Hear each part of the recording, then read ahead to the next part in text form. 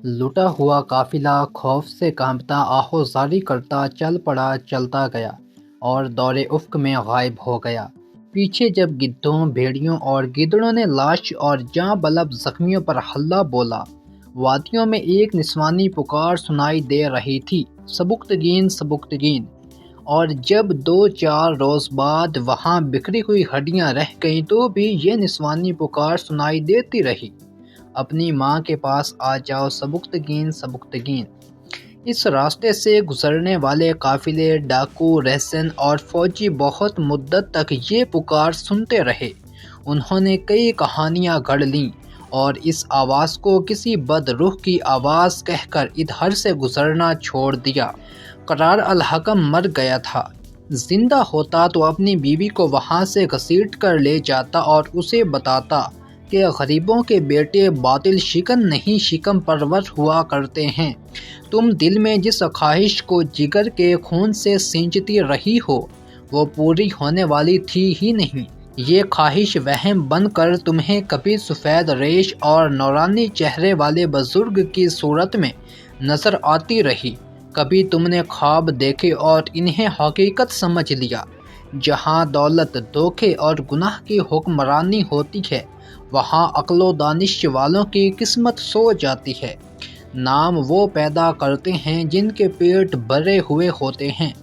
میرے بچے کی ماں، قرآن کے اشارے ہم جیسے کھانا بدوشوں کے بچوں کے لیے نہیں ہوتے۔ خواہش تھی یا وہم، خواب تھا یا حقیقت، جو کچھ بھی تھا قرار الحکم کی بیوی کے ساتھ چلا گیا اور اس پکار میں سمٹ آیا تھا سبکتگین سبکتگین، جسے لوگ کسی بد روح کی آواز سمجھتے رہے۔ پھر یہ ماں اور اس کی پکار تاریخ کی تاریکی میں گم ہو گئی۔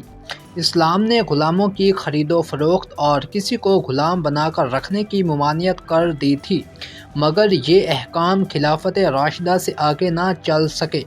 خلافت تو قائم رہی مگر شہنشاہیت کی صورت اختیار کر گئی، پھر سازشوں کا مرکز بنی۔ سلطنت اسلامیہ مملکتوں اور ریاستوں میں بٹ گئی اور خلافت برائے نام رہ گئی۔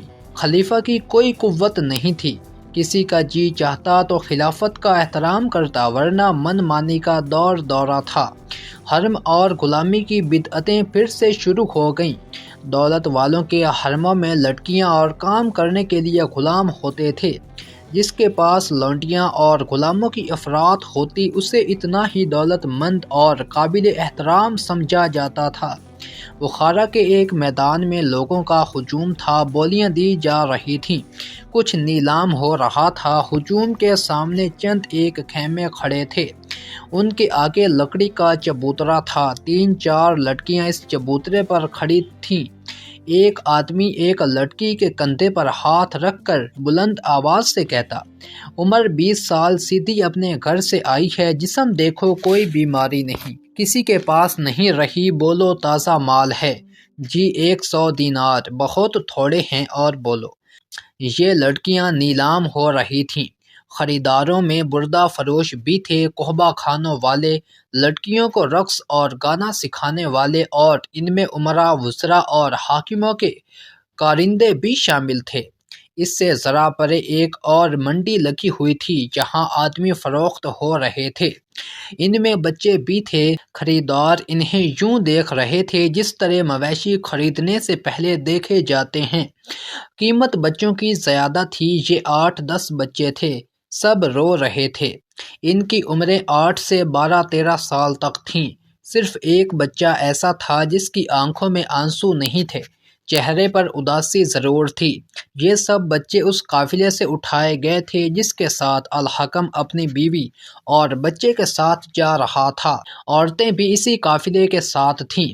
یہ بچہ جو رو نہیں رہا تھا دوسروں سے زیادہ خوبصورت تو نہیں تھا، لیکن دوسروں کی نسبت اچھا لگتا تھا۔ اس کی عمر 12 سال کے لگ بھگ تھی۔ خریداروں میں حاجی نصر نام کے ایک بڑے آدمی کے نوکر بھی موجود تھے۔ انہیں کسی وقت حاجی نصر نے کہا تھا کہ وہ پختہ عمر کے غلاموں کی بجائے 2-4 بچے خریدنا چاہتا ہے تاکہ انہیں اپنے سانچے میں ڈالا جا سکے اور وہ بڑے ہو کر وفادار رہیں۔